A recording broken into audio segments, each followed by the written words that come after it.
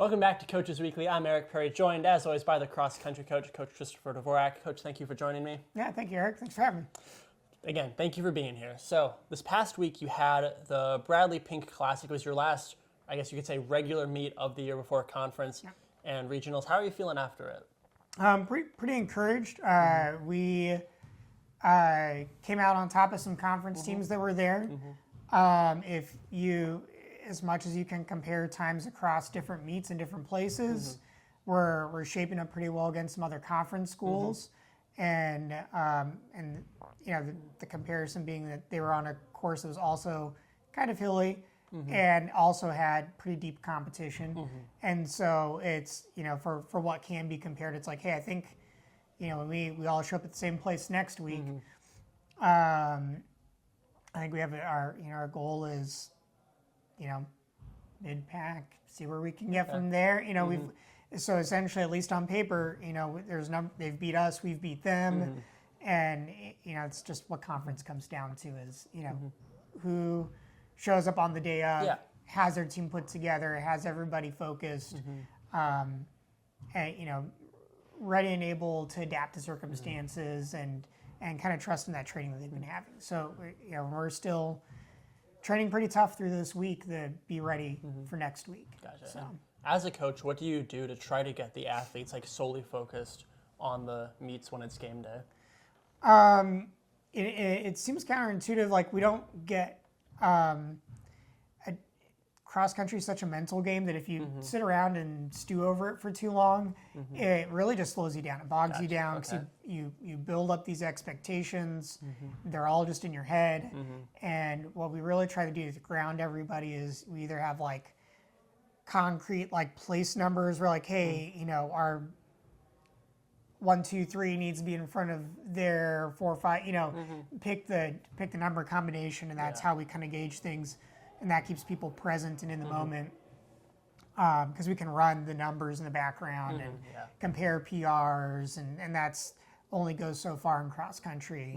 You know, because every course is different. The conditions are always different, and we also just talk about like going back to our training, because that's our constant. We say, hey, you've been training for this. Here's what we did to help us prepare for this particular part. Here's what we did to help us prepare for this end part of the race. Here's what we did to help us prepare for the rolling hills terrain that simply doesn't exist in the Chicago area. You know, so and this is, that's what we have to do as runners is, you know, we prepare for this broad spectrum of conditions, but when it comes down the race day, we really just have to ground them in saying, ground them, not ground them into, but ground them in the sense of that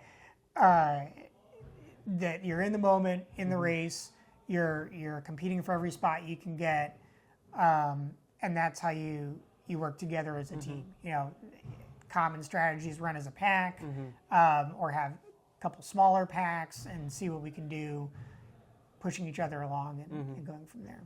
Okay, gotcha. And then you briefly mentioned earlier, you mentioned the kind of deep competition.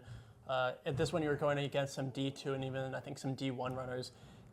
Was that nice to kind of just like see where you stack up with all of those before? Yeah, I mean, you know, it's a whole different realm of competition, so we know where we stack up against a D1 team, and they were actually their own division. Gotcha. They had their own race. Gotcha. But yeah, we were there with D2s, D3s. You know, other things that don't fit in the D1 bracket. But it's, you know, we weren't at the back, we weren't at the front.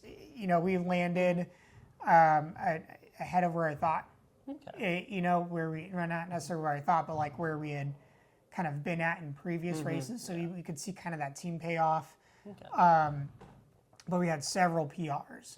And that was part of our hope was, you know, that speed and that competition just kind of pulls us along, like conference will, and like regionals will. So it was, like I said last week, we're functioned as like a pre-conference, championship season meet because it has a lot of the trademarks of those particular meets that we compete in.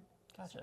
And you mentioned you had a few PRs. Is it nice to see that just like up until the very end, the athletes are continuously getting better as you're approaching the two really big meets? Yeah. Yeah, it always is, because then it's kind of a sign that, and there's always a lot of factors, because I could common scenario is somebody starts out strong, gets a little worn down, and they don't have a whole bunch of PRs until the very end of the season after their bodies kind of strengthen back up and they're tackling the volume a little better.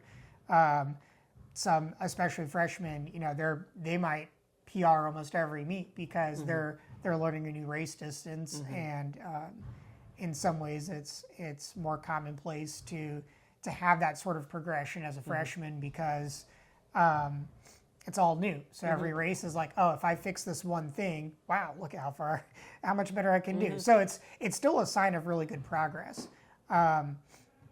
You look at the upperclassmen and it's not hitting PRs like every single time, but they're at a point in their careers where they know how to run the race, and it's really about getting the strength and conditioning to keep pushing them forward. And so if we run a race that's tougher and isn't going to generate super fast times, then they just don't show up, because they've already been at some of their peak strength from a previous season, and then also ran at a fast course in a previous season. So we look a lot at season bests, and we had a lot of season bests with those veterans last week. So that's kind of how things shaped up, time-wise last week. Gotcha. And then you spoke about like preparing for courses. Is the course you'll be running on in 2 weeks at conferences, is it a course you run on yet this season? No, it'll be new to I think everybody on the team. Okay. It's possible some of the juniors, seniors, they might have ran there when they were freshmen, sophomores, but I'm not entirely sure they have. So it's going to be new to most of us. It's on a converted part of a golf course, and so there's certain things we can expect from it. And but the nice thing about what we ran last week is it's the same kind of generally sloping, rolling terrain that we can kind of expect out of the last meets of the season. So, a lot of times we end up at these meets where people have made kind of intentionally very flat looped courses that generate pretty fast times. And these last ones aren't an adventure race by any means, but they're going to be, you got to be a little more sturdy on these races. So. Is it nice for you as a coach that the last meet before conference has a course that is pretty similar? Like you're not going. I think a lot of times I think the people who play in those races do that somewhat intentionally. Okay. It's kind of like they want to get these like fast times out mid-season, and then the end of the season, everyone's like, oh, you know what? Basically, always do a hilly course for conference and regionals. We need to run some hilly courses with tough competition, and you get these big races that are generated that kind of fill that need that everybody wants to have at the end of their season. So. Gotcha. And then, so how are you kind of like preparing it in practice as you get ready for the conference? Is it similar to like how you're preparing for the last meet because it's a similar course, or have you switched it up a little bit?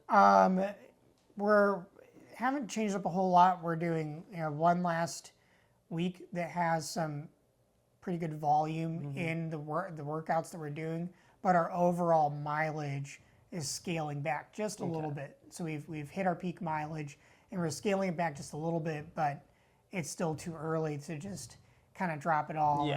And then suddenly you're just like, you almost have to keep a little bit of tension running through the end of the season, because if you sort of ease off the gas, then you slow down. Yeah. I mean, to make a metaphor there. Gotcha. All right, well, I think that's all the questions I have for you this week. Again, as always, thank you very much for joining me. Yeah, I've been Eric Perry. This was the cross-country coach, Coach Christopher Dvorak. We'll see you next time on Coaches Weekly. Until then, roll Cougs.